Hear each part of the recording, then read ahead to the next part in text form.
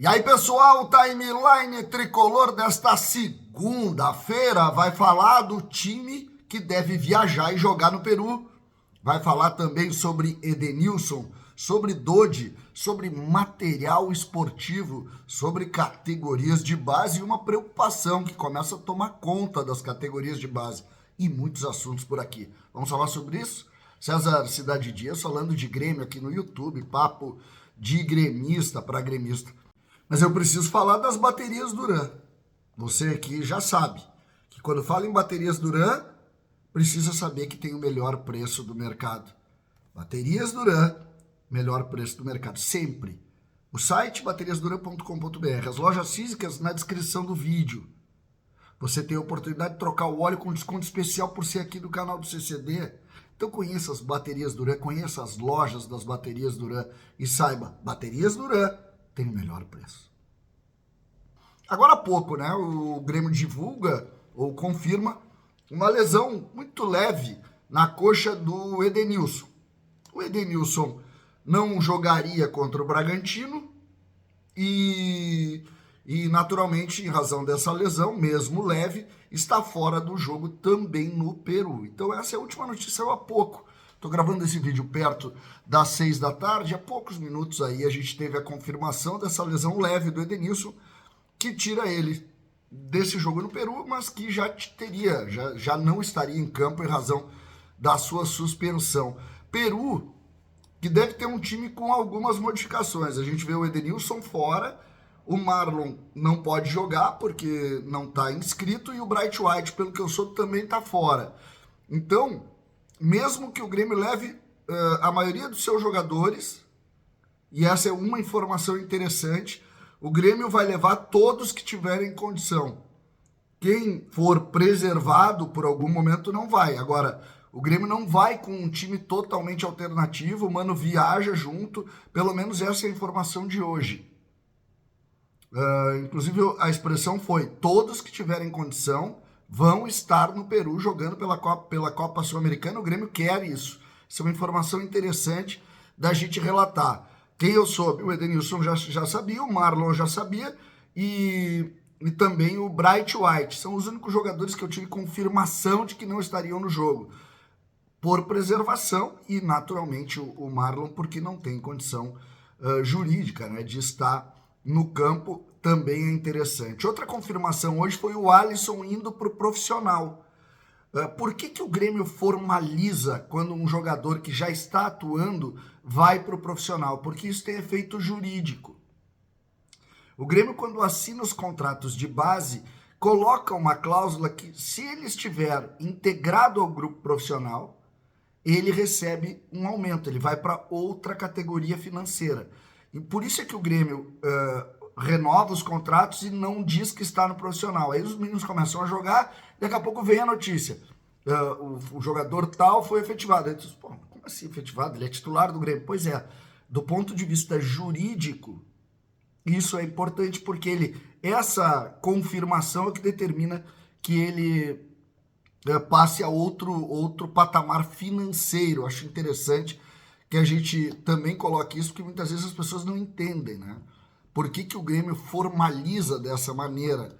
E esse é um ponto interessante. Por que eu cito o Alisson? Porque o Alisson deve ser titular, em razão da falta do Edenilson, da dificuldade física do Edenilson. O Alisson deve ser o titular na partida no Peru e na partida contra o Bragantino. Um jogador que passa a ser dúvida é o Dodi. O Dodi divulgou hoje nas redes sociais uma foto do seu tornozelo muito inchado, um hematoma importante, em razão daquela entrada bem no início do jogo. E aqui uma saudação ao Dodi, tá? O Dodi se entrega, ele luta. Eu até usei a expressão, pô, o Dodi é o cara que é ruim, mas que é guerreiro. E esse cara eu quero sempre do meu lado.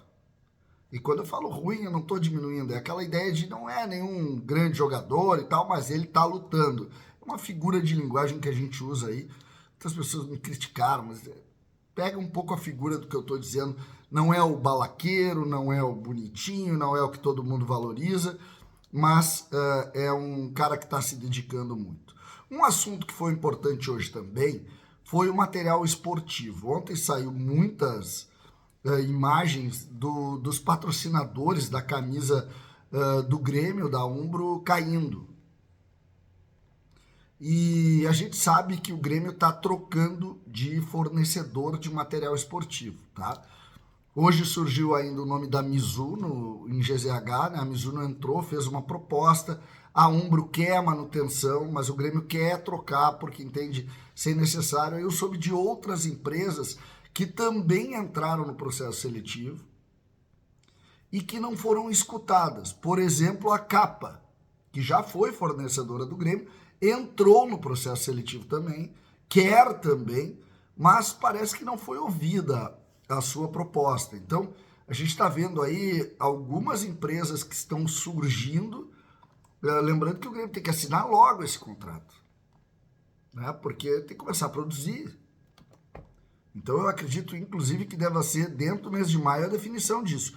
Ou já foi definido, já foi assinado, já está trabalhando e o Grêmio trabalha com alguma cláusula de confidencialidade que é normal também nesses processos. O fato é que precisa resolver.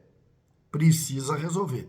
Já vimos a Nike, já vimos a Mizuno, já vimos a Umbro, hoje eu soube da Capa e outras empresas já entraram em contato para tentar definir isso, né?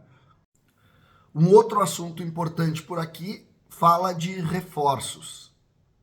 O Grêmio e o técnico Mano Menezes e também o Filipão sabem da necessidade do Grêmio estar mais forte, do Grêmio procurar compor algumas características do grupo para enfrentar as competições, sobretudo fazer um campeonato brasileiro seguro, mais forte, mais protagonista, né? Inclusive o Bruno Soares e o Caliel lá da Band falaram que o Filipão conversou com o Dudu e o atleta teria dito que gostaria de voltar ao Grêmio, mas parece que o nível salarial que ele pede é totalmente fora da realidade. Isso indica o que? Além da tentativa do Dudu. Isso indica que esse tipo de trabalho, este tipo de situação entra também na forma de condução do Filipão. Então, o que nós podemos imaginar e admitir? Nós temos uma necessidade de grupo, quem está fazendo isso é o Filipão, vendo as características de jogadores que ele quer que possa compor o time do Mano, e o Mano, então, começa a definir as suas prioridades. O Grêmio precisa de mais meio-campistas, o Grêmio talvez precise de atacantes, sobretudo de homens gol. Nós vamos ter a oportunidade de ver o Arezzo com o Mano, algo que a gente não viu ainda. Tomara que o Arezzo vire, tomara que ele vire. Ele precisa também sair daquela ideia que ele estava de não conseguir ser aproveitado. Tomara que ele vire e dê opção para, junto com o Bright White, conduzirem mais gols. Os extremas, a gente está vendo aí o crescimento do Kiko Oliveira, o Amuso, que voltou a treinar. Pode ser, mas o fato é que o Grêmio precisa de reforço, zagueiro pela direita. O Grêmio vai precisar de mais nomes, e isso quem está fazendo, até mesmo diante dessa informação, é Luiz Felipe Scolari. O outro assunto que eu quero falar é sobre categorias de base e o uso da base, porque o Grêmio tem uma preocupação hoje que a gente precisa avançar um pouco mais. Mas o Campeonato Brasileiro Sub-20, incrivelmente, uma das coisas mais esdrúxulas que eu vi em toda a minha vida, campeonato de base com rebaixamento. É dessas ideias que precisam ser colocadas entre as ideias mais ignorantes que o futebol já viu. Campeonato de base com rebaixamento. Pois é isso que a gente está vendo no Campeonato Brasileiro da Série A.